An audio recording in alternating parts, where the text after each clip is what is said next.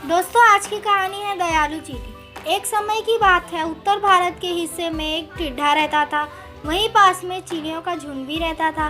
बसंत ऋतु का मौसम था। खाने के लिए टिड्ढे और चींटियों के पास कोई कमी नहीं थी। फिर भी चींटियां सुबह जल्दी उठती और सूर्य उदय के पहले अनाज ढूंढने निकल जाती और दिन भर अनाज एकत्रित करने के बाद वापस लौटकर अनाज को अपने बिल में जमा करती थी। जबकि टिड्ढा दिन भर गाना गाते हुए घूमता फिरता रहता था। टिड्ढा चींटियों को देखता और सोचता था, मैं तो इतनी मौज मस्ती की जिंदगी जी रहा हूँ और चींटियाँ दिन रात इतना खाना इकट्ठा करने में लगी हुई हैं। टिड्ढे को अक्सर चींटियों पर हंसी आती थी। एक बार अनाज का दाना ले जाते हुए चींटी गिर गई। पास में ही टिड्ढा बैठा हुआ था। चींटी ने टिड्ढे से मदद मांगते हुए बोली, भाई टिड्ढे, क्या तुम इस अनाज को मेरे बिल तक पहुंचाने में मेरी सहायता कर सकते हो?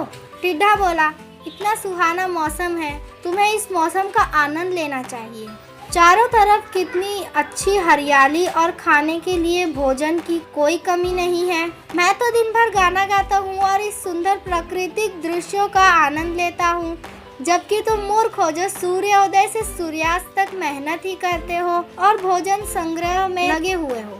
चींटी बोली, टिड्ढा भाई, हम यह भोजन गर्मियों के लिए इकट्ठा कर रहे हैं। गर्मी में जब चारों तरफ अनाज की कमी होती है और खाने के लिए कुछ नहीं रहता, तब यही भोजन खाकर हम जिंदा रहते हैं। तुम्हें भी गर्मियों के लिए कुछ न कुछ भोजन संग्रह करके अवश्य रखना चाहिए। चींटी की बात सुनकर टिड्ढा बोला, अरे चींटी, यह सब काम बेवकूफ लोगों के हैं। अभी तो मुझे खाने के लिए पर्याप्त भोजन मिल रहा है, तो मैं इसी तरह गाना गाकर आनंद पूर्वक अपना समय बिताना चाहता हूँ। टिड्ढा ने चींटी की कोई सहायता नहीं की और वो वहाँ से चला गया। टिड्ढा की इस हरकत को देखकर चींटी को बहुत दुख हुआ और चींटी किसी तरह अनाज को उठाकर अपने बिल तक ले गई। चींटी ने यह बात अपनी साथी चींटियों को भी बताई। धीरे धीरे समय बीतता गया और गर्मी का मौसम आ गया। इस बार की गर्मी पहले से बहुत अधिक तेज थी और चारों तरफ सूखे और अकाल सी स्थिति बन गई।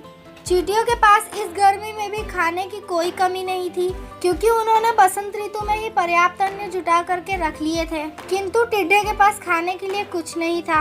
उसने अपने आसपास बहुत तलाश की, किंतु कहीं भी उसे खाने के लिए कुछ नहीं मिला। टिड्ढा कई दिनों से भूखा था और भूख के मारे उसकी हालत खराब थी। उसे समझ नहीं आ रहा था कि अब उसे क्या करना चाहिए। तभी टिड्ढे को चींटियों की याद आई, जो बसंत ऋतु में ही भोजन इकट्ठा कर रही थी। टिड्ढा संकोच करते हुए चींटियों के घर पहुंच गया और बाहर से ही आवाज देता है, चींटी बहन, चींटी बहन। तभी कुछ चींटियां बाहर आती हैं और टिड्ढे को देखकर बोलती हैं, टिड्ढा भाई, क्या हुआ जो इतनी गर्मी में आप यहाँ भटक रहे हैं? टिड्ढा बोला, मैंने अपने चारों तरफ अन्य भोजन की तलाश की, किंतु मुझे कहीं भी खाने के लिए कुछ नहीं मिला। मैं कई दिनों से भूखा हूँ, कृपया मेरी कुछ मदद करिए, मुझे कुछ भोजन दे दो।